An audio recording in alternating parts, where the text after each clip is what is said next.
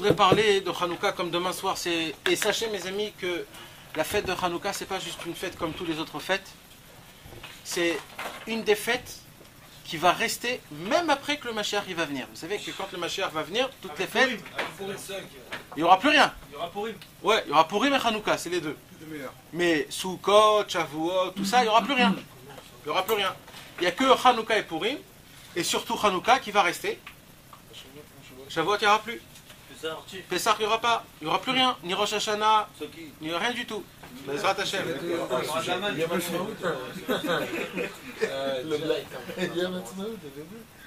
Et ça va être une fête Hanouka qui va rester jusqu'après. Et c'est pas pour rien. Hanouka, c'est un du mot Chinour. Hanouka, c'est un du mot Chinour. Ça veut dire quoi Chinour? Éducation. Pourquoi? Ça veut dire quoi éducation? Parce que Akadosh Baruch Hu, en vérité, Hanouka, ça nous apprend à nous éduquer dans le service divin. Qu'est-ce qui se passe à Hanouka? À Hanouka, on allume le premier jour une seule bougie. Le deuxième jour, on allume 2 bougies. Le troisième jour, on allume 3 bougies. Et ainsi de suite. 3, après 4, après 5, après 6, jusqu'à le numéro 8. Normalement, Hanouka, ça devrait se passer qu'on allume les 8 jours, 8 bougies. Parce qu'en fait, c'est quoi en fait l'histoire de Hanouka? L'histoire de Hanouka, c'est que quand les Grecs, ils ont explosé tout le Beth Amikdash, ils n'ont pas détruit, ils ont juste rendu impur tout le Beth Amikdash. Imaginez-vous, tout notre problème, c'était quoi? Le Beth Amikdash était intact. Ils l'ont juste rendu impur. C'est tout. Ils l'ont souillé. Voilà. Ça veut dire en vérité, tu pouvais rentrer, refaire tout, mais non. C'est quelque chose que dans tes yeux, tu vois pas. Tu vois rien. Juste, c'est quoi? C'était impur. Ils ont fait rentrer Hachem Ishmor un cochon, une prostituée, et toute leur avodazara dans le Beth Amikdash. Et c'est ça qu'ils ont fait rendu tout le Beth Amikdash impur. Ça veut dire quoi impur? C'est quand ça? Il y a,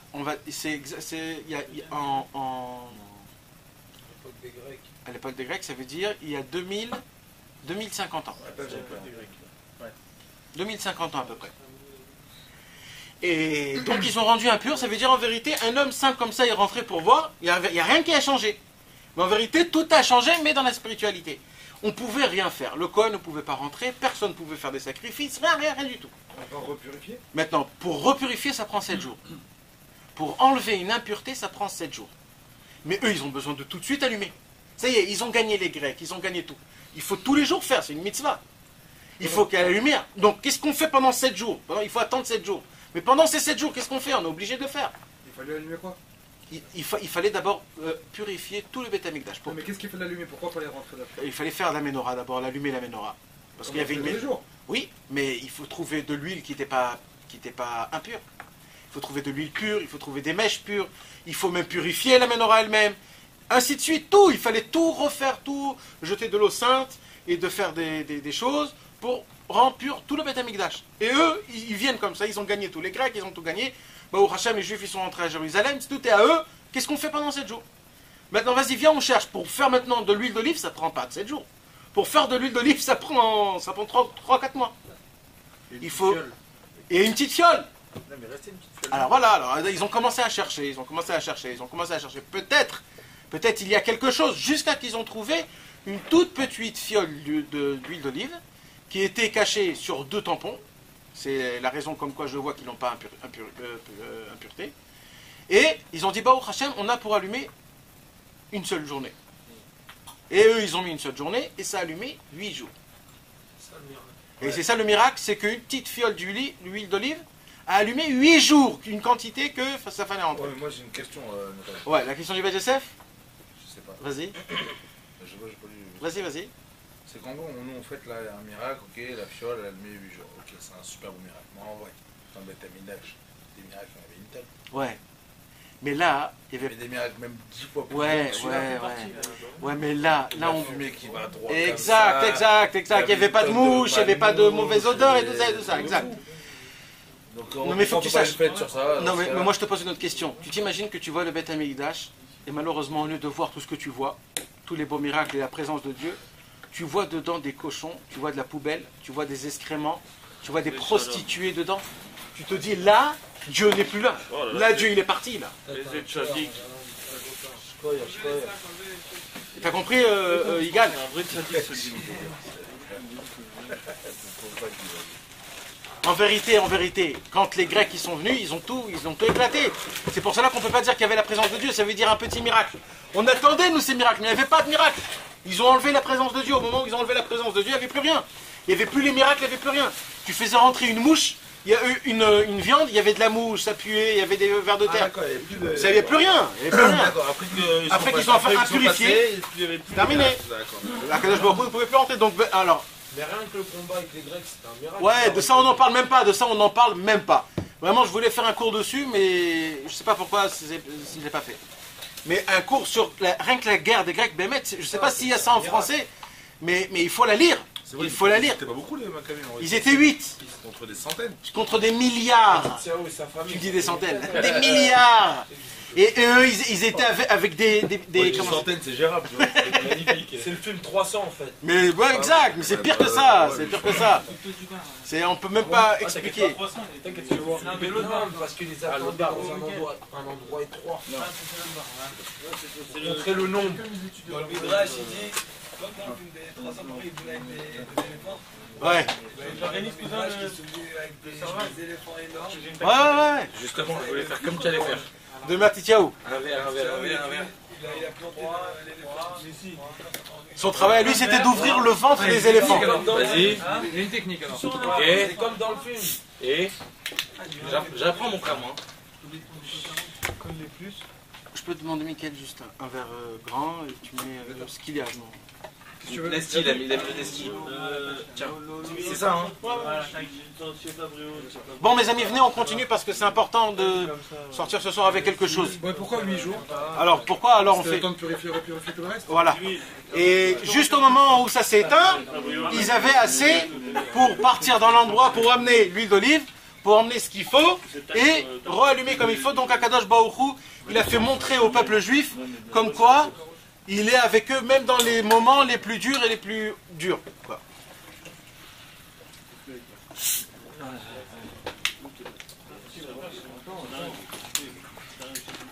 Maintenant... Et comment tu fais quand c'est cola 0 et cola rouge? Là, pardon. Non, mais... Maintenant, à chaque fois qu'on va faire le Birkat Amazon pendant Hanouka,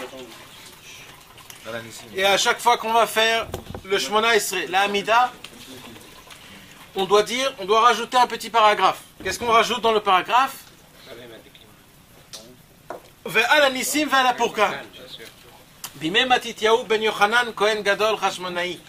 On va rajouter un petit paragraphe où on raconte comme quoi, au temps de Matityahu et de ses enfants, les Grecs, ils ont voulu faire rentrer dans le peuple juif, comme je vous l'ai déjà dit plusieurs fois dans plusieurs cours, nos derniers cours. L'essentiel, c'était quoi de faire rentrer? C'est de leur faire rentrer dans leur tête, comme quoi, il n'y a pas que la Torah, il y a aussi les autres sciences. Pourquoi pas étudier des autres sciences? Pourquoi pas étudier de faire sortir des théodotes? Rien que pour ça. Rien que pour ça. Ouais. C'était la seule raison, et les gens ne savent pas ça. C'est la seule raison, ils ne voulaient pas nous tuer. Ils ne voulaient pas nous enlever la Torah. Ils nous ont dit, gardez la Torah, il n'y a aucun problème, gardez la Torah. Mais venez avec nous au sport. Venez avec nous faire des sciences, devenir des gynécologues, ou alors je sais pas, tous les colloques, tout ce qui est colloque à la fin, venez être tous des gens comme ça. Ouais, c'était ça leur truc à eux. Venez être des gens, en plus de la Torah, des grands, des savants, des grands trucs. Mais gardez votre Torah, il n'y a aucun problème avec votre Torah. On va vous mettre dans un catalogue. Et les Chachamim, ils ont compris que ça, c'est encore plus grave que tout. Vous savez, on dit que Hanouka et Purim, c'est les deux fêtes qui vont rester. Mais c'est quoi la plus grande fête? C'est Hanouka ou Purim? C'est Purim, qui est Purim, non? Non, c'est Hanouka. Vous savez pourquoi on dit que c'est Hanouka? Parce qu'à Purim, ils ont voulu tuer le corps. Et à Hanouka, ils ont voulu tuer l'âme. C'était l'âme qu'ils ont voulu tuer. Le corps, c'est terminé. Mais en haut, ça continue. L'âme, c'est terminé. Et en haut ici, et en haut. Donc Hanouka, c'était même l'âme qu'ils ont voulu nous prendre. Ils ont voulu faire rentrer, soi-disant, leur Torah à eux chez nous, et nous voler notre âme en nous faisant faire rentrer dans nos têtes des sciences et des... Le pire, c'est que ça a marché un peu au début. Mais ça a marché très bien, même avec nous ça a marché malheureusement. Jusqu'aujourd'hui ça marche. Jusqu'aujourd'hui c'est rentré très fort chez nous. Détends-toi, c'est bon, relax. Ouais, non, mais c'est pire que ça. Ça veut dire, il y a même aujourd'hui des rabbinim qui vont venir te parler, soi-disant, et ils vont te dire, c'est eux-mêmes, ils s'appellent docteur Rav, par exemple. Il y a beaucoup d'aujourd'hui de rabbinim qui s'appellent docteur Rav. C'est des gens qui ont des doctorats, qui sont à l'université. Ça n'a rien à voir avec les doctorats. Non, mais ça veut dire leur truc à eux, c'est pas juste la rabbanout. Ils sont dans les universités, ils donnent des cours, ils donnent des conférences, ils parlent à la télévision, en Amérique, il y en a plein des comme ça. Le rabbi, il avait 7 C'est pas plus mal ça. Hein? C'est pas plus mal. C'est comme ça que ça a commencé tous les réformistes. Tous les réformistes, c'est comme ça que ça a commencé. C'est ça leur truc, c'est d'être moderne. Ça, c'est la clala de la génération. C'est la clala de beaucoup de générations, parce que c'est pas que cette génération, c'est toutes les générations malheureusement. C'est que les gens ils croient qu'il faut être moderne et la Torah elle devient moderne et ce qui était avant c'est du parasite comme ils disent. C'est des gens qui sont... le temps est passé déjà. Mais Kitsour, qu'est-ce qu'on va dire? C'est surtout sur ça que je voudrais Bezrat Hashem parler, parce que c'est important mes amis. Ce qu'on va parler ce soir, encore une fois je répète, on a tendance toujours à croire et savoir qu'à chaque fois qu'il y a une fête juive, c'est une cérémonie. Je ne supporte pas ça. Et malheureusement, malheureusement, c'est devenu une cérémonie. L'allumage des bougies de Hanouka, c'est un truc, c'est une cérémonie, on vient, c'est comme si que... Vraiment, tu fais comme si que c'était une cérémonie, quoi. Il n'y a rien de plus. Il n'y a pas le cœur, il n'y a pas l'aneshama, il n'y a pas Kadosh Baruch Hu. C'est quoi? Qu'est-ce que vous croyez? Que Dieu nous a demandé d'allumer une bougie, c'est tout, c'est terminé l'histoire. Mais si c'était ça, Dieu n'a pas besoin de ça. Hein. Alors voilà, c'est de ça qu'il faut d'abord, il faut savoir. Tout le Inyan, c'est quoi l'allumage des bougies de Hanouka? C'est quoi la question de Beth Yosef? J'ai toujours fait du pick-pocket, maintenant je fais du pick-sujet. On va te répondre quand même. C'est quoi la question? C'est quoi la question du Beth Yosef? Le Beth Yosef, Rabbi Yosef Karo, il a posé une question qui est très forte. Sur cette question, on a répondu plus de 100 réponses. Il y a un livre qui a rapporté au moins 200 ou 300 réponses. Mais c'est une question, c'est la question que tout le monde connaît, c'est une question, ça veut dire vraiment tout le monde en parle. Et chacun, il a la possibilité, s'il arrive à trouver de répondre, C'est une des réponses. Ouais. La question c'est, si la fiole d'huile d'olive, elle pouvait allumer qu'une seule journée, pourquoi on fait Hanouka 8 jours? Il fallait faire 7 jours, puisque la première journée, c'est pas un miracle. Belle question. Pour ça, il y a 100 réponses. Eh ben, bien sûr, il y a plus que 100 Moi réponses. j'ai une réponse, moi. Vas-y. Déjà qu'ils ont trouvé la fiole, c'est un miracle. Eh, c'est une des réponses. Il y a fait mode. Il y a une des réponses. T'es pertinent en fait. Le fait qu'on a trouvé Pourquoi une... 8 jours? La question c'est pourquoi 8 jours? Alors on a rajouté un autre 8e jour parce qu'on a trouvé une fiole d'huile. T'as compris? Il y en a qui disent qu'ils ont mis un 8e d'huile, une dose de 1/8 pour que ça soit 7 jours. Et bah sauf ça a fait qu'avec un 8e, ça fait tous les 7 jours. Et ainsi de suite, il y a des centaines de... Ouais. Ils ont mis dans chaque truc un 8e pour que ça puisse tenir 8 jours. Et bah sauf ça a tenu, ça a allumé toute la journée. Des ailes. Ça fait tenir un jour au début, vous croyez? Ouais, ils pensaient faire Après, tenir ça a un tenu jour. les 8 jours. Ouais. Ils ont mis 8 parce qu'il y a plusieurs bougies, genre. Bon, parce que 8 ça va. Ouais. Amen. Bon mes amis, important. Le jaune, le vert, le bleu. Alors qu'est-ce qui se passe? S'il avait une paille. On dit dans le Bimim Matityahu, on dit Bimim Matityahu ben Yochanan Kohen Gadol Chashmonai ubanav keshamdu malchut Yavan Rashan Mcha Israël leashkicham Toratecha. Leashkicham Toratecha, une des premières choses qu'ils ont voulu faire, c'est de nous faire oublier la Torah. Comment on nous fait faire oublier la Torah, mes amis? En nous flattant. Quand un homme, est-ce que c'est possible qu'un homme il oublie que 2 fois 2? Hein? Pas 4. 1, ça fait 11. Un. Faut être aware, les mecs. C'est Yuval qui dit ça. Ouais, ça c'est après. Ça, ils ont commencé par des choses comme ça. Mes amis, quand 1 plus 1 égale 2, 2 plus 2 égale 4, etc. et ainsi de suite, est-ce qu'un homme oublie ça? Un homme n'oublie pas ça. Avant la Torah d'avant, c'était pas comme la Torah d'aujourd'hui. Avant la Torah d'avant, c'était le pilier du monde. Même les goïms apprenaient notre Torah. Alors comment ils ont fait pour nous faire oublier la Torah? Ça, c'est une des premières règles, de la Hanouka. C'est que la première chose, le premier décret, ce qu'ils ont travaillé le plus dedans, c'est de nous faire oublier la Torah, la shkicham Toratecha ou la viram mechukei ratzonecha, et de nous faire des péchés contre la Torah. Et comment ils ont fait ça? Alors c'est contre-force. Ça veut dire quoi contre-force? Note suivante. Exact. Plus tu étudies la Torah elle nous apprend comme quoi ce monde-ci, on est juste de passage, et comme quoi en vérité, dans ce monde-ci, on est tout ce qu'il y a dans ce monde. C'est rien de, ça veut dire, c'est pas des choses qui sont vraiment essentielles et vraiment importantes, parce qu'on sait qu'on est juste de passage et que tout c'est de passage aussi, et que l'essentiel qui va rester à l'éternité, c'est la Torah, l'avodat Hashem, la joie. Quand un homme il se réveille quand il va au mikvé, quand il étudie un peu la Torah, ça c'est des choses qui vont rester jusqu'à l'éternité. Ils ont dit non, on va faire contre-force. On va augmenter ce monde-ci. On va rajouter des nouvelles ta'avot. On va créer des désirs. On va se créer des trains de vie, des mouvements de vie. Toute une situation, un train pour qu'on puisse être dans notre temps de la journée trop occupé et que grâce à ça on va complètement oublier la Torah. Et c'est ce qu'ils ont fait. Ils ont commencé à faire d'abord des masses. Comment on dit des masses? Quand on doit donner de l'argent. Des impôts. Et ils ont commencé à élever les taxes. On sait comment ça s'appelle. Hein. Ouais. Les impôts, ils les ont augmentés. Donc qu'est-ce qui se passe quand tu augmentes les impôts? Il faut travailler 2 fois plus pour les payer. Ils ont vu que le peuple juif, à eux, ça ne marche pas ça, parce qu'eux, ils sont prêts à tout donner, même pour les impôts, même tout ça. Ils ont dit, on va commencer par faire les sports et toutes les choses comme ça. Ils ont vu que ça aussi, ça ne marche pas. Ils ont commencé à inventer les sciences. Eux aussi, ça n'a pas marché. Et pourquoi le sport? Il fait quoi Le culte du corps. C'est une longue chose à expliquer. Ouais, parce qu'en fait, en lui-même, le sport, c'est pas non plus une faute grave. C'est pas une faute, c'est pas une faute. Le faire du sport, c'est pas une faute. C'est bien, Ça te fait pas oublier, ça te fait pas oublier. Tout le temps là, quoi. Ça te fait pas oublier. on dit que mon cher Non, ami, mais ça te... Si tu fais 1 heure de sport par jour, n'oublie pas de faire. Non, mais on parle pas de ça. Non, on parle pas de ça.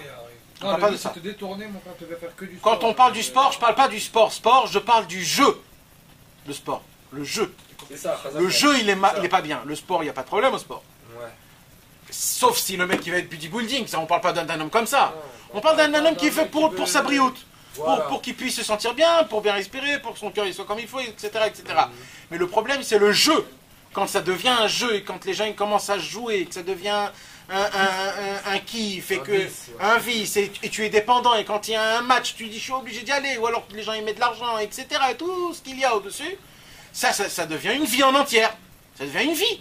Toute la journée, tu es dans ton truc, combien il va mettre, combien il va faire. Ce soir, il y a un jeu, demain soir, il y a un autre jeu. Tous les jours, tu perds de l'argent, tu gagnes de l'argent. Tu deviens... Ça, c'est complètement horrible. Ça, c'est eux qui l'ont inventé. Moi, je connais pas des gens comme ça. Alors, qu'est-ce qui s'est passé?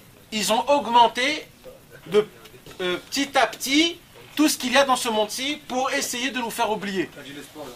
Alors, après qu'ils ont fait les sports, ils ont commencé à faire les sciences. C'est-à-dire, ils ont commencé à expliquer la Torah. Ils ont fait montrer comme dans dans la Torah, il y a tout est expliqué.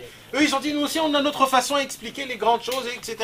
Et ils ont commencé à expliquer des grandes philosophies, des grandes choses. Et quand ils ont commencé à expliquer des philosophies, des sciences, le peuple juif, c'est un peuple qui aime la sagesse, ils sont tombés là-bas. La première chose qu'ils ont enlevée, c'était la Brit Mila. Ils ont dit on n'est pas obligé de faire la Brit Mila. Pourquoi? Parce que la Brit Mila c'est comme ça. Ils ont commencé à expliquer des choses. Si Dieu t'a créé comme ça veut dire que c'est bien. Pourquoi tu l'enlèves? Et vas-y. Ils ont fait des conclusions, ils ont fait des mauvaises choses.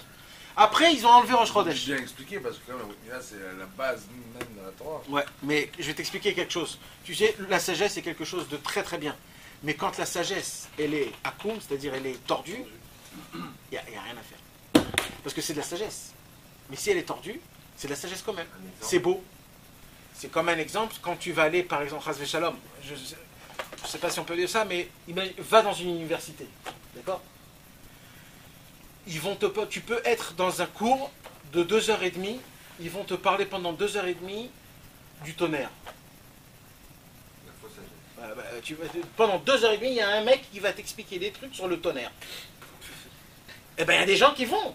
Des gens qui payent de l'argent, hein, des gens qui vont t'expliquer. Le mec il t'explique comme quoi le tonnerre, il y a des trucs comme ça. Ça c'est de la sagesse, bien sûr que c'est de la sagesse. Parce qu'ils ont compris que grâce à ça il y a des. Scientifiquement. Non, c'est que ça peut pas. Ils ont créé le bâton, que ça attire le tonnerre. Je sais pas pourquoi. C'est de la science, c'est de la scientifique.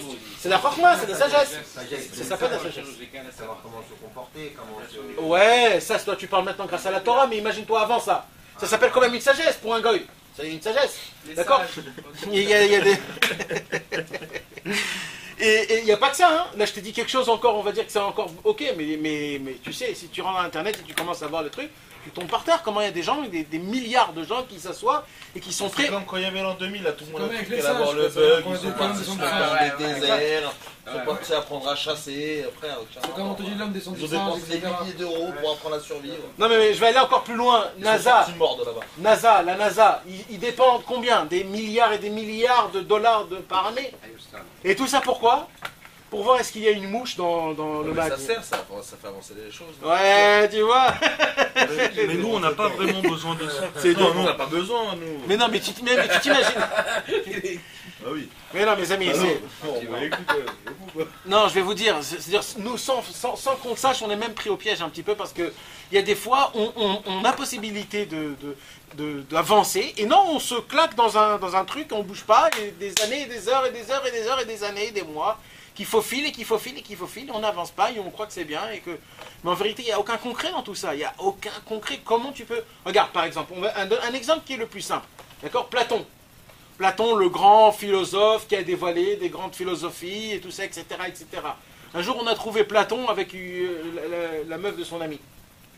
Alors on lui a dit, attends, mais c'est toi le grand philosophe qui dit des grandes philosophies et tout ça?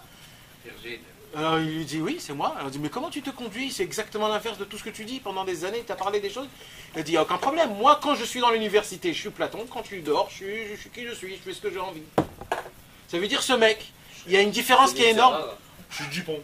Oh, je suis dehors, je fais des ponts. Ça veut dire que ce mec, J'ai les minettes. il y a une différence qui est énorme entre ce qu'il dit et ce qu'il est. Dans la Torah, ça n'existe pas, ça. Un chacham, c'est quoi? C'est quelqu'un qui a pris la chorma et l'homme et qui l'a rendu chacham. Il y a des tzadikim qui tombent et qui font des fautes alors qu'ils ont pris le joug de la Torah. Ouais, mais eux, ils font pas depuis le départ. Lui, Platon, il a fait depuis le départ. On dit qu'il y a des tzadikim, ils ont vu toutes les prostituées du monde. Non, il n'y a pas les Si, on tzadikim. raconte comme ça sur un tzadik que la seule chose que ça a été la teshuva pour lui, c'est que tellement il a pleuré, alors Hachem il lui a pris son âme. Lui, c'était un... Non, on sait Rabbi Elazar ben Dourdia. Rabbi Elazar ben Dourdia, c'était pas un tzadik. Rabbi Elazar ben Dourdia, c'était un rachat. C'était un rachat, depuis le début. C'était un rachat et il a écrit qu'il n'a pas laissé une seule prostituée dans toute sa ville. Et un jour, il y a une prostituée qui est venue et qui lui a fait faire quelque chose de pas très beau. Et lui, il a dit, purée, si c'est ça, alors qu'est-ce que je suis? Il a pris un bateau, il est rentré dans la mer et il a commencé à pleurer jusqu'à qu'il est mort. Et il a écrit, ouais, il y a un truc comme ça, ouais. Et il y a une voix qui est sortie du ciel qui lui a dit, Baruch haba Rabbi Elazar ben Dourdia. Alors la Gemara pose la question, quoi? Rabbi Elazar ben Dourdia? Il a dit oui, comme la fin de ses jours. Ils ont été bien, nous on va d'après la fin. Mais c'était pas un tzaddik depuis le départ. Ça n'existe pas qu'un homme il va depuis le départ faire des avérotes et dire je trouve là-bas Hachem. Un homme il doit se sauver de tout. S'il tombe, c'est une autre histoire. Mais depuis le départ on n'y va pas. Il n'y a aucun tzadikim que... Non, jamais. On raconte juste des histoires qui sont à l'inverse. Il y avait Rabbi Amram Chassida, pareil. Rabbi Amram Chassida c'était un tzaddik qui était énorme. Et un jour, il a vu, il y avait des goïms qui ont acheté des femmes juives. Et quand il a vu ça, lui, il a tout reacheté. Il les a tous reachetés. Et il les a mis dans son grenier. Et la nuit, il se réveille. Et il voit là-bas toutes les femmes qu'il a. Et il se dit, peut-être je vais aller là-bas. Il a écrit qu'il a pris une échelle. Que cette échelle, pour la prendre, il fallait 5 personnes. Il a pris tout seul. Tellement qu'il avait le Yetzer Hara en lui. Parce que le Yetzer Hara, plus chez un homme, plus un homme est grand, plus son Yetzer Hara il est encore plus grand. Donc nous, ça ne pourrait pas se passer. Mais lui, oui. Et il a commencé à monter. Quand il a commencé à monter à l'échelle, il a dit, mais attends, qu'est-ce que je suis en train de faire? Et il a crié, au feu, au feu, au feu! Tous ses élèves, ils se sont réveillés, ils lui ont dit, mais de quel feu tu parles? Il dit, le Yetzer Hara, il est en train de... Je préfère que vous... Il a dit, quoi, mais t'as pas eu honte? Ah, Rabbi Amram Chassida, t'es le Rosh Yeshiva, t'es le plus grand. Il dit, je préfère d'avoir honte ici et pas en haut. Donc on voit que des histoires qui sont à l'inverse. En vérité, c'est Mais il faut comprendre aussi que plus un homme il est tzaddik, plus son Yetzer Hara il est encore beaucoup plus grand. Mais pour revenir sur ce qu'on vient de dire, vous savez que dans le peuple juif, il y a eu quatre exils, d'accord? Une des 4 exils, c'était l'exil de la Grèce, qu'on est parti en grec et que les Grecs nous ont engloutis. Chaque exil, elle a un nom. Vous savez comment elle s'appelle? Le nom de l'exil de la Grèce, c'est Rocher, l'obscurité. C'est quoi les 4? Il y a l'Égypte, quand on était en Égypte. Ouais, il y a eu la Perse, c'était à Purim. Ahasverosh, c'était un Perse. Il y a eu la Grèce, c'est à Hanouka. Et il y a eu le Romain. Et depuis, on est toujours dans l'empire de la continuation des Romains. C'est Édom. D'accord? Oh non, là on est dans le... Édom. Ouais, c'est pas le Romain, c'est la continuation de Romain. Rome, ils sont KO là. Ouais, il n'y a plus rien. Rome, c'est juste un nom, il n'y a plus rien. Non, c'est une philosophie, c'est la philosophie qui est restée. Exprime-toi, là. Édom.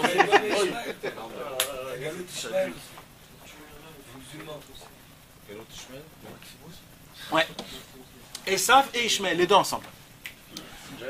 Maintenant, hein? Maintenant, Rocher, mes amis, c'est quoi le Rocher? L'obscurité. C'est l'obscurité. Comment on écrit Rocher en hébreu? Chet, Shin et Chaf. C'est quoi Chet, Shin et Chaf? C'est dommage, s'il y aurait un tableau, je l'aurais fait. Non, on peut pas effacer ça. Chet, Shin et Chaf, c'est quoi? Le Chet, C'est bon, ils ont rien gagné ce mois-ci. c'est le Rocher. Le Shin, c'est la Shichecha. Shichecha. Je vais expliquer. Et le Chaf, c'est Akracha. Kracha. Cracher dessus. C'est quoi en vérité? Je vais vous expliquer. Rocher. Rocher. Rocher, Shichecha et Kracha. Hein? Il n'y a pas de nous. Non. Maintenant, Hanouka, la fête de Hanouka, je vais vous expliquer ce qui s'est passé. Et mes amis, pourquoi je vous dis que la fête de Hanouka, ce n'est pas une cérémonie? C'est que parce que ça se passe vraiment maintenant, mes amis. Mamash. Là, on est en plein guerre avec ce que les Grecs, ils ont voulu nous faire rentrer dans nos têtes. Je ne sais pas si vous, comment ça marche. Mais moi, je peux vous dire chez moi, ça fait 2-3 semaines que c'est très dur. Je souffre. Et je suis sûr que vous aussi, vous avez un petit peu senti... Ah bah nous, ça fait pas 3 semaines. Non, mais ça veut dire...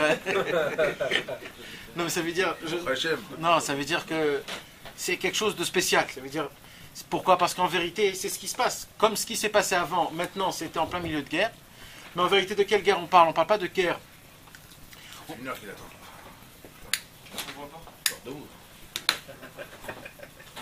C'est pas une guerre comme on croit avec des... C'est une guerre, malheureusement, qui est spirituelle, mes amis. Et nous, on est obligés à Hanouka de la gagner, cette guerre. Parce que si on ne la gagne pas, on va être foutus. Qu'est-ce qui s'est passé? Alors, je vais vous expliquer en 2-3 mots. J'espère que vous allez bien comprendre ça, parce que ça, c'est l'essentiel de tout. La première chose, quand le mal il veut venir conquérir le juif, qu'est-ce qu'il fait? Il te voile tes yeux. Il te voile tes yeux. Il ne te fait pas montrer la grandeur de Dieu. Il ne te fait pas montrer ta grandeur à toi. Il ne te fait pas montrer c'est quoi le vrai juif, la bonté qu'il y a chez ses amis. Il te fait montrer que le mal. Combien ce mec il a gagné, combien il a volé, pourquoi lui il gagne, moi j'arrive pas. Pourquoi moi je suis naze, pourquoi j'arrive pas à avancer. Pourquoi ma femme elle est naze, pourquoi mes enfants ils sont pourris. Pourquoi ma maison elle est horrible. Et ainsi de suite. Tout il voit noir. Ça s'appelle de cacher la vision. Ta vision est rocher. Ta vision est obscurité. On appelle ça dans les livres saints Ananin de Mechassian Alainin. C'est comme ça que c'est écrit dans le Zohar. C'est quoi? Des nuages qui cachent la vision. Vous savez, quand il y a le brouillard, il n'y a pas besoin que ce soit noir. Tu vois rien à 1 mètre quand il y a du brouillard. À 1 mètre, tu vois rien. Pourtant, la route, elle est là. Tout est là. Il fait jour, il y a le soleil, il y a tout. Mais tu vois rien. Il peut y avoir un trou ici et il n'y a rien qui se passe. Le travail du Yetzer Hara, le premier travail, mes amis, qu'il fait, c'est d'abord de prendre tes yeux. Il dit les yeux du mec, c'est à moi. Ça m'appartient à moi. Et il vient, il t'attrape la première chose par tes yeux. Il prend tes yeux et il te les gagne. Il te fait faire voir du mal partout. Partout. chez son ami, chez sa femme, chez ses enfants, chez soi-même, surtout chez soi-même. Il se dit, mais purée, j'arrive pas à gagner, et pourquoi il m'arrive des choses comme ça, et j'ai des trucs comme ça, et ça marche pas, et j'ai des problèmes, et vas-y, vas-y. Et plus tu râles, plus tu es en galère, plus tu râles, et ça ne termine jamais. Ça, c'est la première chose qui fait le Yetzirah. Ça va être la dépression, quoi. Non, mais malheureusement, mes amis, c'est du concret, parce que Bémet, on est comme ça. On est tous concernés, là, je t'explique. Non, mais Bémet, non, je parle de moi-même, je parle de tout le monde, c'est écrit. Ce que je vous dis, c'est Bémet, c'est Hanouka. C'est Mamash. C'est obligé de voir noir partout, tu peux voir noir sur certains points aussi. Ouais, mais d'accord, sur certains points. Mais pas, non. Points, après, ça t'amène à d'autres. Parce que des points, ils t'amènent à d'autres points. Et Exact. tu vois noir. Mais ça commence toujours par un seul point, c'est sûr. Et je vais te dire par quel point. Du game, frère, c'est marrant. C'est une gangrène. Tu grognes, quoi. Ça fait partie, c'est marrant. Et tu sais, quand ça commence mal la journée, tout va mal. Tu vois tout mal. Tu vois plus rien bien. Lior et Vaughan. Tu serais de mal, ça y est, c'est cuit. Donc le premier service qui fait le Yetzirah pour nous engloutir, c'est le Chocher. C'est quoi le Chocher? Il t'obscure la vue. Tout est noir, tout est horrible, tout est naze. Qu'est-ce qu'il y a dans le deuxième mot de Chocher? Shin. Il y a Chet. On a dit, c'est le Chocher, Chet. Après il y a le Shin. C'est quoi le Shin? Shichecha. C'est quoi Shichecha? L'oubli. C'est quoi l'oubli? Baruch Hashem, nous dans notre vie, Akadosh Baruch Hu a fait beaucoup de bonnes choses. Baruch Hashem. Akadosh Baruch Hu nous a fait sortir de beaucoup de galères. Akadosh Baruch Hu nous a fait faire des belles journées. Notre mariage, la Brit Mila de nos enfants, la coupe des cheveux, des fêtes, des beaux kiffs, des vacances avec ma famille, avec mes amis. Il y a eu des bonnes périodes quand même. On a bien kiffé quand même. C'est bien un cadeau d'Akadosh Baruch Hu. Ouais, ça, on oublie complètement. Maintenant, qu'est-ce qu'on se rappelle? Que des galères. Que les galères. Baruch Hashem, que justement, il a créé l'oubli. Ça aussi, c'est vrai, t'as raison. D'un côté, c'est bien. Moi, je parle de l'oubli qui est pas bien. Parce que le vrai oubli, parce que c'est ça, sa deuxième étape au Yetzirah. La deuxième étape au Yetzirah, c'est de te faire oublier toutes les bonnes choses que tu as. Et pas ce qui s'est passé, même ce que tu as maintenant. Par exemple, ça nous arrive à tout le monde. Et même, je vais vous dire quelque chose que vous n'allez même pas comprendre tellement qu'on est dans le problème. C'est quoi? C'est que Baruch Hashem, tout ce qu'on a aujourd'hui, on a une femme, on a des enfants, on gagne un peu notre vie, si c'est moins ou plus, on est en bonne santé. Tout ça, on oublie. Quand tu te réveilles pour toi, c'est normal, toutes ces choses-là. C'est normal. C'est normal. Mais normalement, c'est pas normal. C'est pas normal. Qu'est-ce que tu as fait pour que ça t'arrive, ça? Qu'est-ce que tu as fait pour que tu te réveilles tout comme il faut? Tu arrives à respirer, tu arrives à manger, tu arrives à dormir, tu arrives à aller aux toilettes, tu arrives à rigoler, tu arrives à marcher, t'entends, tu vois, tu respires, tu digères, tu vas aux toilettes comme il faut, tu marches comme il faut. Mais qu'est-ce que tu as fait pour que ça t'arrive, ça? Il y a bien quelque chose, le monde n'est pas efker. C'est de la bonté divine. Mais qu'est-ce qui te fait le Yetzirah? Il te fait faire oublier. Ça veut dire quoi, il te fait faire oublier? Tu dis, mais tout ça c'est normal. Et la preuve, regarde tout le monde. Regarde les goïms. Regarde les vaches. Regarde les chiens. C'est pareil eux. Alors, il te fait faire oublier. D'abord, ça a commencé par l'œil. Tu vois tout pas comme il faut. Et après, ça vient dans le shichecha. Ça vient dans l'oubli. Tu oublies la bonté que Dieu te fait. Qu'est-ce que ça t'amène? L'obscurité et l'oubli, ça t'amène à la akracha. C'est quoi akracha? Akracha, c'est l'inverse du remerciement. La gratitude. L'ingratitude. Il y a le remerciement. Il y a deux mots. En vérité, en français, parce qu'en hébreu, ça veut dire... En français, on dit, il y a merci, remercier, reconnaissance. Exact. La reconnaissance. C'est l'inverse de la reconnaissance. C'est quoi l'inverse de la reconnaissance? Akracha. Tu te dis non, tout ce que Dieu il me fait, non. Dieu il me doit encore plus. Il me doit ça et il me doit ça. Et s'il m'a pas amené ça... Tu dis qu'il faut exiger la chaîne des choses. Non, ça non, on n'a pas le droit d'exiger. On a parlé la semaine dernière. Ouais, on Pas n'a pas le m'écoute pas. Non. Ça, on n'a pas le droit d'exiger. Non, jamais. Ça s'appelle Tfila Beprinadin. On n'a pas le droit de faire Tfila Beprinadin. C'est que les plus grandes sadikim. Mais il était pas là la semaine dernière, le coup. C'est que les plus grandes sadikim. Mais alors, c'est pas comme si t'étais pas là, alors. Il était là. Non, c'est... Il a fait comme s'il était pas là. Mais alors, On a même parlé du rap qu'il a exigé pour la naissance, etc. Pas exigeant dans ce sens-là, ça veut dire Hachem, moi j'ai tout fait, j'ai pas réussi, maintenant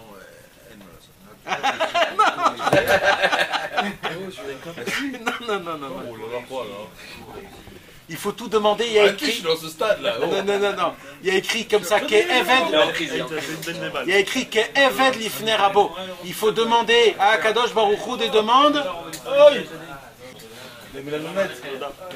Oh, Moshele!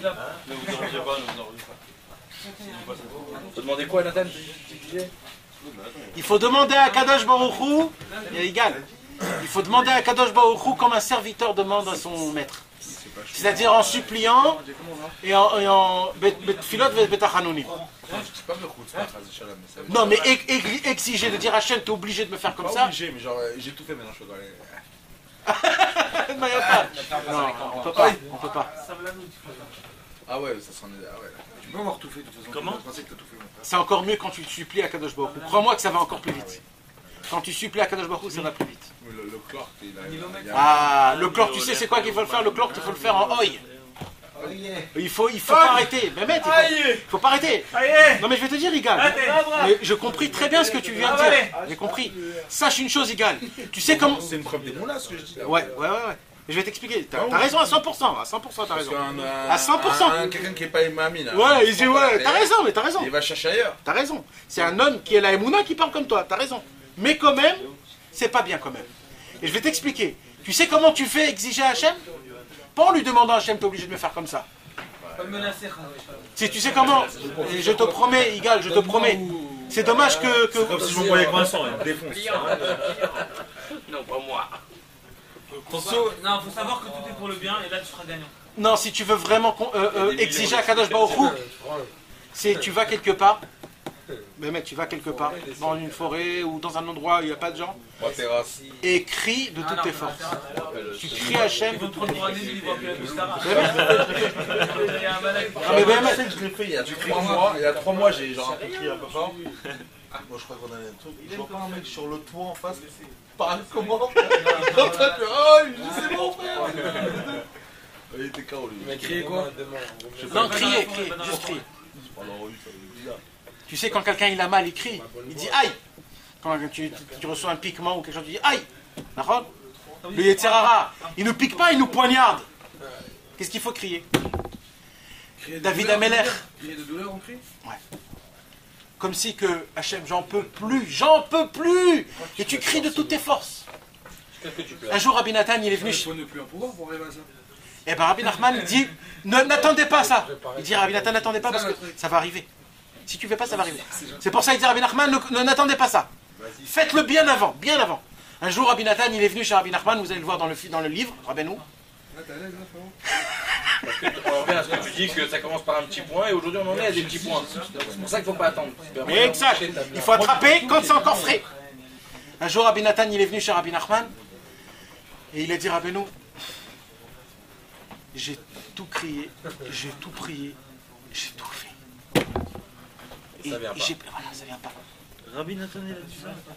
C'est ce qu'il lui a dit Rabbeinu. Ça c'était au début. C'est ce qu'il lui a dit Rabbeinu. Il a dit, Rabbeinu, j'entends de ta voix que tu as encore ta voix. Reviens quand tu n'as plus de voix. Il lui a sorti le passouk que Il y a David... des sodotes là, des sodotes qui. Et il a sorti le passouk que David Ameller il a dit. Qu'est-ce qu'il a dit David Ameller dans les Teilim? Karati venichar groni. J'ai tellement crié, j'ai plus de voix. Il dit David Ameller. Tu vas voir. Et sachez mes amis, je peux vous le promettre à 100% et c'est tout de suite. Hein. C'est pas dans 2 mois, dans 1 an, dans 10 ans. Tout de suite. Si un homme y va, quelque part, il s'isole dans un kever, ou je sais pas où, même à la mer, même quelque part, et qui crie, et quand il crie, il dit vraiment Hachem, j'en peux plus, mais qu'est-ce qui se passe, jusqu'à quand, jusqu'à où il crie de toutes ses forces, jusqu'à qu'il n'a plus de voix. Je te promets que à l'heure qui va venir, l'heure d'après, il y a déjà la délivrance. Allô, mais pas l'épreuve, là, je vais finir à Estironite. Pour ça, il faut sentir que t'en peux plus. Allô, tu me déposes à la plage? Ouais. Alors c'est une bonne question. C'est dommage, je peux pas parler au télépro, c'est mort. C'est pas grave, tu n'entends pas. Mais je suis un peu. C'est pas grave, tu fais des signes. Et c'est une bonne question que je me suis posée quand j'étais jeune. T'avoue que t'as pas besoin de venir. Et tu sais ce qu'on m'a répondu moi? Quand j'ai posé cette question, on m'a répondu qu'il faut crier. Il faut crier parce que tu te sens pas que tu es autant comme ça.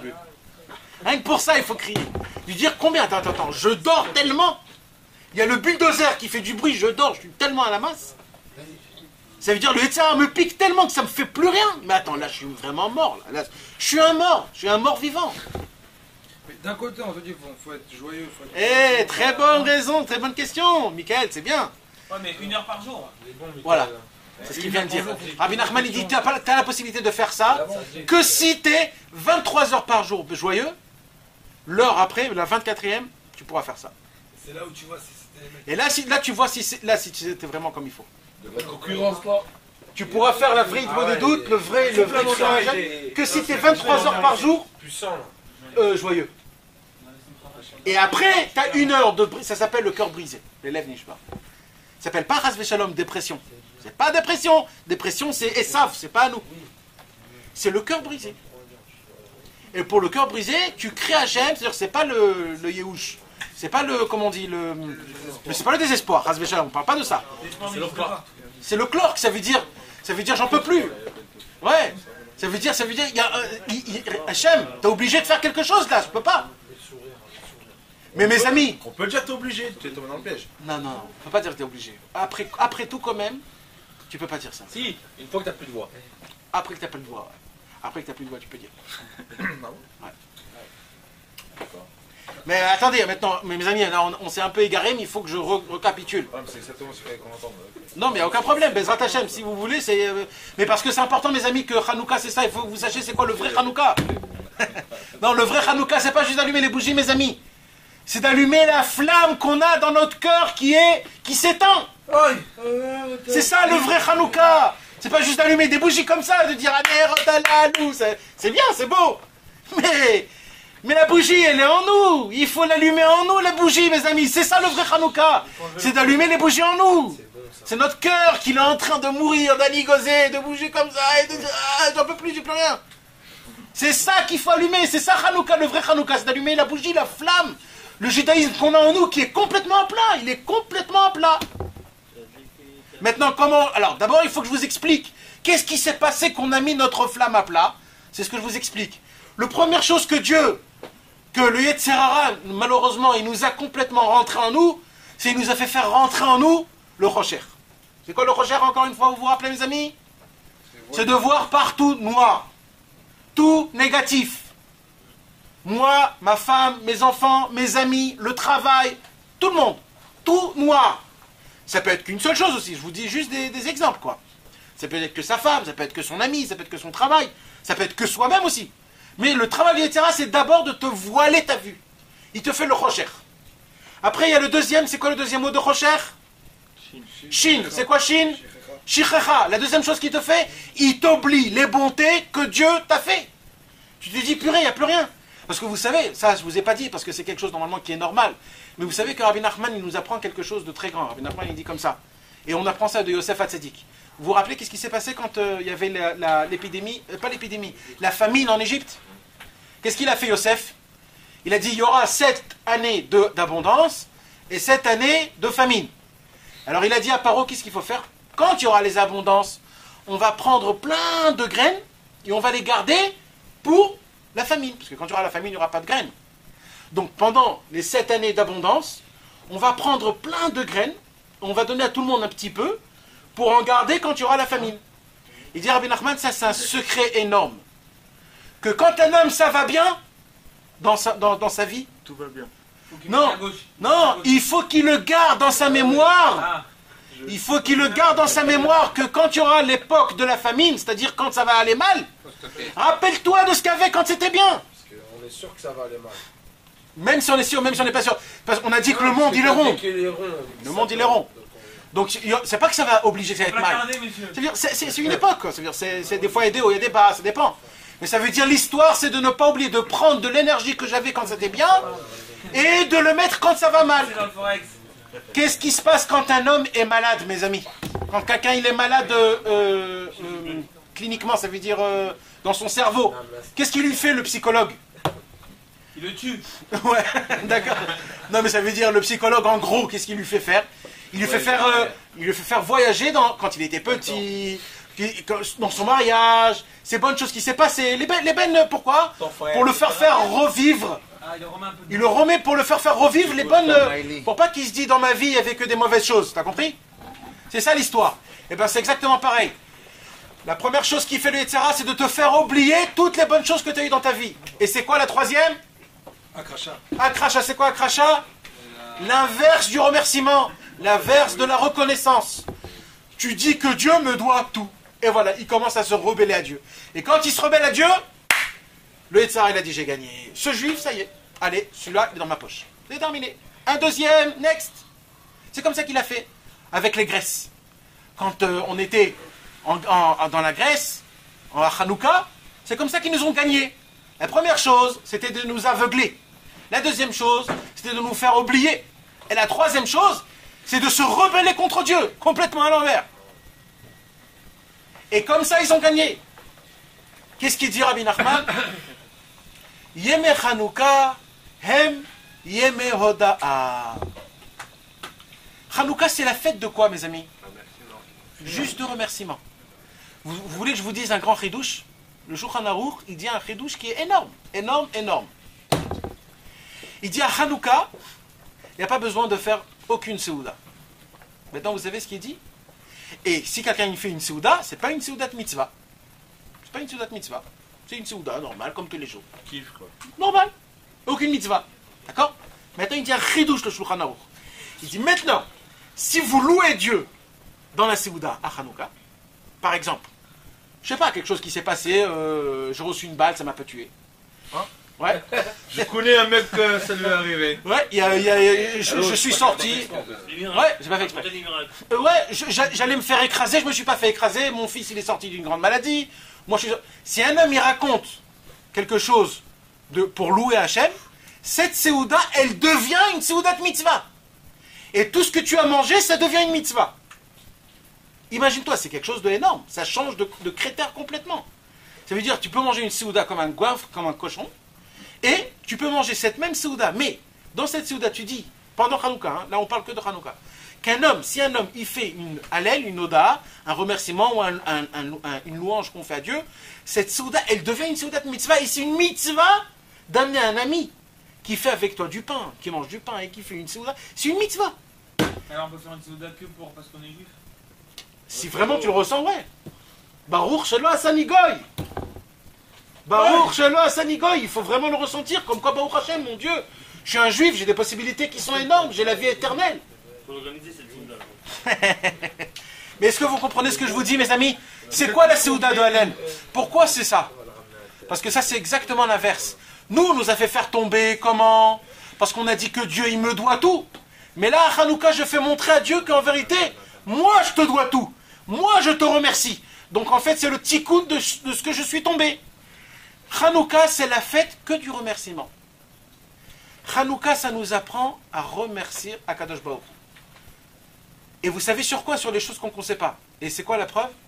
La preuve, c'est exactement pareil. Le Beth Amikdash, physiquement, il était exactement pareil. C'était juste spirituellement, en fait. C'est comme je vous ai dit. C'était juste une histoire de pur ou impur. Ils n'ont pas détruit le Beth Amikdash ou cassé le Beth Amikdash, rien. Ils ont juste rendu impur le Beth Amikdash. Donc ça veut dire visuellement, tout était normal. De là, on apprend qu'il faut remercier Akadosh Baruch Hu dans les choses que toi tu crois que c'est normal. Mais en vérité, c'est pas normal. De remercier qu'on a des yeux, qu'on a des oreilles, qu'on arrive à manger, qu'on n'a pas des aftes, qu'on va aux toilettes comme il faut, qu'on ne se gratte pas la peau, et qu'on... Tout, il y a tellement de maladies aujourd'hui que Baruch Hashem, j'ai pas ça. J'arrive, et même les gens qui sont malades, ils sont encore assis, ils peuvent quand même marcher, ils peuvent quand même parler, ils peuvent... Tout, ainsi de suite, il faut toujours remercier. La fête de Hanouka, c'est la fête du remerciement. Alors attends, on va revenir ça à la fin. Maintenant, la Hanoukia, vous savez où on l'allume, la Hanoukia? Près de la fenêtre. On l'allume près de la fenêtre. Pour éclairer les autres. Pour éclairer les autres. Pour faire publier le miracle. Ça veut dire quoi, éclairer les autres? C'est la première chose. C'est quoi on a dit la première chose? C'est de voir tout le monde pas bien. Là, je fais le tikkun, la réparation. Moi, je vais éclairer tout le monde. Je vais voir tout le monde l'inverse du rocher, or, la lumière. Je vais voir tout le monde comme une lumière. Un kiff. Quand on te voit, on te kiffe. Tu rigoles, tout le monde c'est mes amis. Je suis bien avec tout le monde. Je me sens bien partout. C'est ça. Maintenant, où on allume la Hanoukia? Tout bas. Ça veut dire, on peut l'allumer Entre 30 cm et 1 mètre. entre 30 et 1 mètre. On peut l'allumer plus haut aussi. Mais ça veut dire, c'est bien de l'allumer le bas. Comment ça se fait? Comment ça se fait d'allumer le... Non, parce que c'est pas que en dessous de la fenêtre. Il faut la meilleure chose, c'est de la mettre à la porte. Mais aujourd'hui, c'est pas pareil, parce qu'à l'époque, aujourd'hui, il y a des maisons avec plusieurs bâtiments. Avant, c'était des maisons que quand tu ouvrais la porte, il y avait le monde qui passait. Donc aujourd'hui, la fenêtre et la truc, c'est pareil. Mais on va rester sur les termes de halakha, ça veut dire, aujourd'hui, quand les gens ils le mettent par terre, pourquoi ils le mettent par terre? C'est-à-dire pas par terre, ça veut dire entre 30 cm. À Sarat Fahim, ça veut dire 30 cm. Normalement, il y a écrit que la Shrina ne peut pas descendre jusqu'à 3 Tfahim. Les choses qui sont par terre, normalement, c'est des choses qui sont impures. Le parterre, c'est sale. Le parterre, c'est là où on piétine, le parterre. Et là, la mitzvah, c'est de la mettre le plus bas. Et de l'allumer quand? La nuit. Rabbi Nachman, il nous dit, vous savez, mes amis, l'histoire la plus belle, c'est d'allumer une flamme dans le noir. Oui, mais on a dit, on ne peut pas utiliser cette lumière de la... C'est pour ça qu'on met le shamash. Oui, c'est pour ça qu'on met le shamash. Ouais, mais ça veut dire quand même... Non, ça veut dire... Il faut attendre le noir, ça veut dire. Il faut attendre qu'il y a la nuit. C'est ça que je parle. On n'allume pas la Hanoukia en pleine journée. On attend qu'il y a la nuit. La nuit à fond, c'est-à-dire 3 étoiles. C'est le temps d'obscurité. Ça veut dire quoi? C'est quand un homme, tout va mal. Il a le Rocher. Il voit tout noir. Il a le Rocher. Shichecha et Akracha. Il voit tout noir. Il oublie toutes les bontés. Il croit que Dieu lui attend. Alors il dit à Benou, dans un moment comme ça, dans une période comme ça d'un homme, la première chose qu'il doit faire, c'est d'allumer sa flamme en lui. Comment on allume la flamme d'un juif? C'est quoi d'allumer les bougies de Hanouka dans soi-même, dans sa neshama? C'est de savoir remercier Dieu surtout. D'arriver à un niveau à remercier Dieu. C'est pour ça que en hébreu, Toda, ça veut dire les deux choses en français. C'est-à-dire remerciement et reconnaissance. C'est-à-dire reconnaissance? En fait, c'est les deux. Parce que la reconnaissance et le remerciement, en hébreu, c'est un. Ça veut dire le fait que tu remercies, c'est que tu reconnais. Sinon, tu ne remercies pas. Que quand tu reconnais que quelqu'un t'a fait une bonté, tu remercies. Donc, merci aussi en français, c'est une reconnaissance. Non, il y a reconnaissance et un merci. Aujourd'hui, tu dis merci, même un coup de poing que tu reçois aujourd'hui chez les Français. Merci, merci, merci, de rien, merci, excusez-moi. Merci. Ça va, c'est un coup de poing. Merci beaucoup. Tu sais malheureusement qu'est-ce qu'on raconte? Malheureusement, il y a écrit que quand ces pourritures d'Allemands, ils prenaient les corps juifs et qu'ils les jetaient pour les brûler, alors ils disaient merci, excuse-moi, s'il te plaît, merci. Ça veut dire qu'ils avaient même des manières dans leur pourriture. Alors aujourd'hui c'est juste une façon, quoi. C'est-à-dire, c'est pas... Mais ce qui nous apprend l'arabe et nous, c'est de reconnaître la bonté que Dieu y fait avec toi et de le remercier. Ça, c'est la fête de Hanouka. Toute l'année, mes amis, c'est dur de le faire. Mais à Hanouka, parce qu'on allume une lumière en plein milieu de l'obscurité, alors on allume une lumière. Cette lumière, c'est en nous, c'est le remerciement, la reconnaissance et la possibilité de remercier Akadosh Baruch Hu. Mes amis, il y a écrit que celui qui fait ça, celui qui arrive vraiment à remercier Akadosh Baruch Hu pendant les 8 jours de Hanouka, devant les bougies, quand il est dans la première demi-heure, il y a écrit que toute l'année, il sera comme dans le Olam Haba. Toute l'année. Toute l'année. Il va vivre les désirs du Olam Haba. Comment on dit Shashua en hébreu? Le plaisir, t'es sûr que c'est ça le mot? Ah non, je connais pas en hébreu. Non, Shashua, je sais pas, je cherche beaucoup de temps. Délectation. Délectation? Shashua, les amusements, les... Ouais, c'est pas des... Divertissement. Divertissement, ah ouais? Divertissement, oui. Eh bien, le divertissement du Olam Haba, ça veut dire pendant toute l'année, mes amis, il va avoir le Shashua Olam Haba. Toute l'année. C'est bien quelque chose à revivre quand même. Et est-ce qu'on veut vraiment vivre une bonne année, Bezrat Hashem? Vous savez que d'après Rabbi Nachman, c'est pas Yom Kippour que Akadosh Baruch Hu il nous pardonne. C'est pas aussi au Shana Rabbah. D'après Rabbi Nachman, il nous laisse jusqu'à Hanouka, jusqu'à le 8e jour de Hanouka. Jusqu'à le 8e jour de Hanouka, le livre de Dieu, il est encore ouvert pour voir est-ce que ce mec, il est bien ou pas. Qu'est-ce que je fais à la fin? Je le mets à la vie ou à la mort? Jusqu'à le 8e jour de Hanouka. Ça veut dire on a encore la fin. Et mes amis, je reviens sur la première question qu'on a posée. Pourquoi Hanouka, ça vient du mot Chinour? Ça vient du mot éducation. Et ça veut dire quoi éducation? 1, 2, 3, 4. Pourquoi on n'allume pas 1, 2, 3, 4, 5, 6, 7? Non. À Hanouka, on allume une bougie, après une et deux, après une, deux et trois. Pourquoi? Parce qu'il dit Rabbi Nachman, sachez que de remercier Dieu, c'est très très dur. Par étape. Comme Beth Hillel, la Hallel Tachem. Beth Hillel, exactement, c'est la chita de Beth Hillel. Et ça c'est très dur mes amis. Il dit Rabbi Nachman, essayez de remercier vraiment votre femme ou vos enfants. Bon, aujourd'hui on a trop l'habitude de dire merci. Dur. Non mais BMF, de remercier vraiment un enfant, vraiment sa femme. Vraiment de le remercier, pas juste de dire merci. Quand je dis merci, ça ne s'appelle pas de remercier, excusez-moi. Hein. De remercier, c'est de la reconnaissance, de dire voilà ma femme, regarde, j'ai vu que tu as fait ça et ça et ça, tu t'es fatigué, il y avait les enfants et tout. Et quand même, quand la cavote chapeau, vraiment je te remercie de tout mon cœur. Vraiment, je sais pas, rien que de dire cette phrase pendant une minute, tu sens qu'il y a du feu qui veut te brûler. On n'arrive pas à remercier vraiment de tout nos cœurs, même à nos enfants, même à un ami. Même à un ami, de lui expliquer la bonté qu'il vient de te faire. Et c'est très dur, c'est pour ça qu'il dit Rabbi Nachman, c'est comme la bougie de Hanouka. Tu allumes un jour, une fois. Le deuxième jour, il dit Rabbi Nachman, tu ne vas pas arriver à le faire. Alors recommence dès le début, 1 et 2. Le troisième jour, recommence encore une fois dès le début, 1, 2 et 3. N'aie pas peur de recommencer à chaque fois de nouveau et de nouveau, de nouveau. N'ayez pas peur. C'est vrai ce que tu dis Bien sûr. par rapport à la reconnaissance. Bien sûr. Comme personne n'est reconnaissant, quand tu dis vraiment avec le cœur merci à ta femme ou avec un ami, il va croire que tu te produis. Exactement. Et ouais, il va dire mais oh là tu me charries. Il va dire tu me charries. Regarde, c'est un malheur ça. Voilà, c'est ce que tu disais, on en est venu à croire que... Il nous doit. On se dit non, mais on se dit on le fait même pas parce qu'il va croire l'inverse. On va savoir. C'est devenu plus normal. Exact. Et donc mes amis, c'est pour ça qu'il dit Rabbi Nachman, n'ayez pas peur de tomber. C'est-à-dire si vous n'arrivez pas la première fois, il y a une deuxième fois. Si vous n'arrivez pas la deuxième fois, il y a une troisième fois mes amis. N'ayez pas peur de reprendre encore une fois et encore une fois. C'est ça l'éducation. Hanouka nous apprend que si tu n'as pas arrivé la première fois, il y a toujours le deuxième. S'il n'y a pas le deuxième, il y a le troisième. Il y a encore 8 jours. Tu as 8 jours pour essayer d'arriver à remercier, reconnaître une seule fois les bontés qu'Akadosh Baruch Hu t'a fait. Et sachez mes amis, c'est pareil avec notre femme. De savoir remercier notre femme, c'est pareil. Et pareil avec nos enfants. Nos enfants. Moi je connais un grand tzaddik mes amis. Un grand tzaddik très âgé. Que lui il a une akpada, il est makpid. D'amener toute sa famille avec ses petits-enfants et ses petits arrière-petits-enfants. Il a déjà des arrière-petits-enfants. Et qui viennent tous à Hanouka chez lui à la maison pour allumer les bougies. Chez lui à la maison, il y a au moins, je sais pas, on va dire 70 personnes. Toute sa famille. Ses enfants, ses petits-enfants, ses arrière-petits-enfants. Et pourquoi il est makpid ça? Parce que... Hein? Makpid, comment on dit ça? Je sais pas comment on dit. Plus que ouais, pointilleux. Ça veut dire il a un ignan. Il insiste. Voilà, il insiste qu'ils viennent pour chacun, il prend chacun, soit il y a plus de 70, hein, ça prend plusieurs heures.